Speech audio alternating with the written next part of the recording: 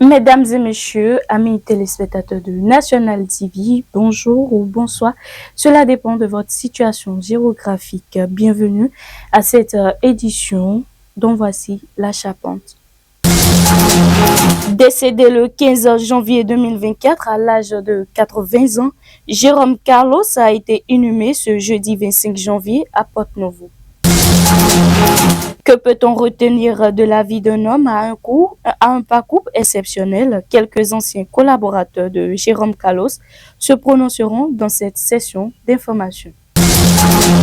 Enfin, la route nationale numéro 4, bientôt en chantier et les installations de l'entreprise en charge des travaux se signalent. Voilà pour les titres. Restez avec nous pour le développement.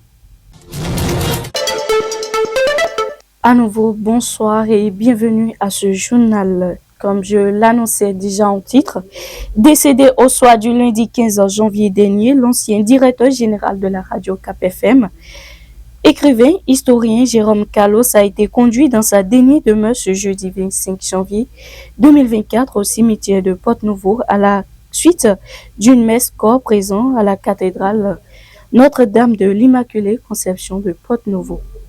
Plusieurs personnalités politico-administratives ont honoré de leur présence à ce culte d'enterrement dont voici quelques-unes citées dans ce récit signé Mathieu Midengoui. Suivez. En signe de respect pour toi, notre frère Jérôme, que cet enfant entoure ton corps. 15 janvier 2024.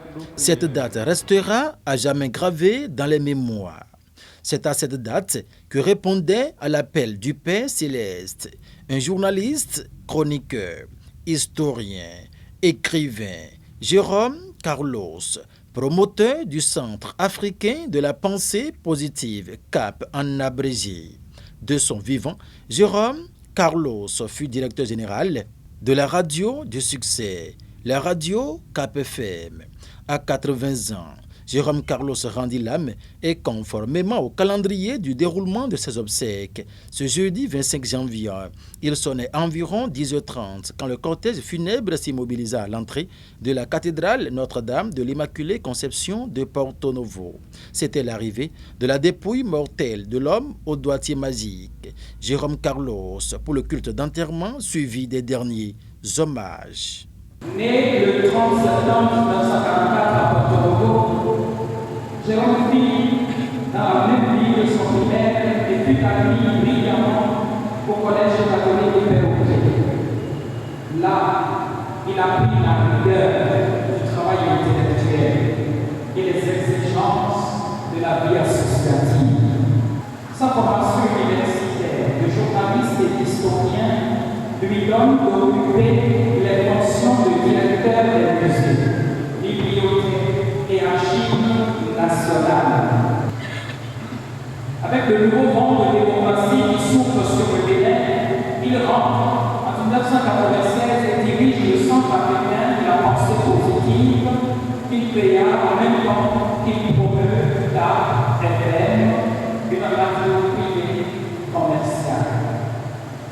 Je dois avouer la grande admiration que j'ai toujours eue pour M.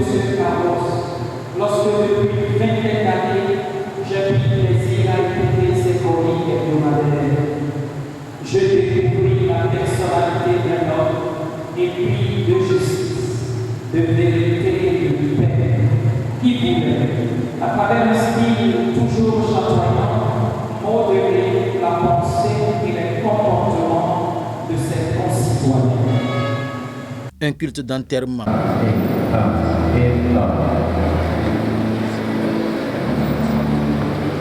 À la cathédrale Notre-Dame de l'Immaculée Conception de Porto-Novo ce jeudi 25 janvier 2024.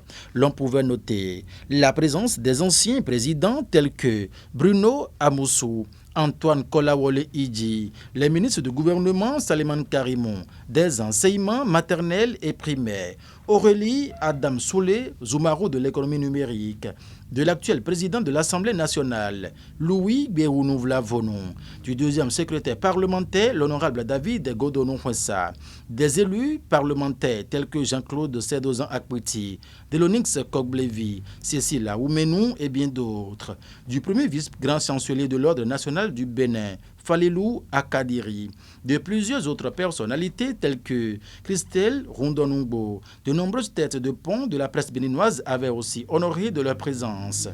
À la suite de cette messe corps présent à la cathédrale Notre-Dame de Porto-Novo, le cortège s'est enfin ébranlé vers le cimetière chrétien de Porto-Novo où repose désormais ancien journaliste historien, écrivain de son état, précédemment promoteur de la radio privée KPFM. Que l'âme de Jérôme Carlos repose en paix. Dans le même registre, allons-nous rester pour nous demander qu'est-ce que la jeunesse peut retenir de la vie de Jérôme Carlos. À cette question, quelques hommes de la presse se prononcent. On les écoute. D'abord, il était important que nous soyons tous là. Vous avez vu la mobilisation. C'est la preuve que celui que nous sommes venus pleurer était quelqu'un de grand, d'immense. Nous retenons de l'homme sa disponibilité légendaire parce que chaque fois que vous l'appelez, il est disponible, il répond à vos questions, il répond à vos sollicitations. Ça ne court pas les rues, pour nous c'est important. Nous retenons également de l'homme sa qualité de vie. Vous voyez, jusqu'à présent, personne n'a battu son record de son hauteur. Il est champion du Bénin. Donc ça veut dire quoi? Il avait une qualité de vie, il aimait prendre soin de lui-même, même dans son apparence physique, vous constatez bien que Jérôme Carlos était quelqu'un de complet. Je retiens également qu'il avait un rapport particulier avec chacun de nous. Donc avec tout le monde qui est venu ici, il avait vraiment un rapport particulier. Et pour nous, c'est l'incarnation de l'humilité, de la disponibilité, je l'avais déjà dit. Et nous ne pouvons pas oublier un homme pareil. Le plus important, c'est ce qu'il a laissé à la postérité. Que nous retenions de lui certaines choses, ce n'est pas le plus important, mais que nous continuions à préserver ses œuvres. Et en parlant d'œuvres, justement, il en a beaucoup fait au Bénin, en Côte d'Ivoire, au Sénégal, en France. Donc franchement, qu'il repose en paix. Il a eu une vie totale, une vie complète, une vie méritée et donc des hommages mérités. Quel journaliste au Bénin peut dire qui n'a pas connu Jérôme Carlos de son vivant à travers ses chroniques, ses interventions et à travers l'humilité même de l'homme? Parce que quand on parle d'humilité, vous n'avez pas besoin de passer des heures avec Jérôme Carlos, feu Jérôme Carlos, pour savoir que c'est un homme humble, c'est un homme exceptionnel. Il suffit de passer à côté de lui dire bonjour. La manière dont il vous salue, vous dites que, mais quand même, comment un homme aussi gigantesque peut me répondre de cette manière simple, gentille. Et vous avez suivi un peu les témoignages un peu partout depuis sa disparition. Et vous vous rendez compte que c'est un homme vraiment, il est de la trempe de ce qu'on appelle les maîtres à l'époque de nos parents, de nos grands-parents. Où les maîtres, vous savez, les maîtres c'était seulement, non seulement des enseignants, mais c'était des éducateurs. Je pense que nous avons perdu quelqu'un de grand et tout ce que nous espérons, c'est que tous ceux-là qui ont eu à apprendre de lui vont transmettre à d'autres ce qu'ils ont appris. L'hommage à titre posthume, l'Afrique en est championne et l'un des proches collaborateurs de Jérôme Carlos déplore le fait. Suivez. Dommage que nous les hommes, nous ne reconnaissons la grandeur d'un grand homme que quand il est mort.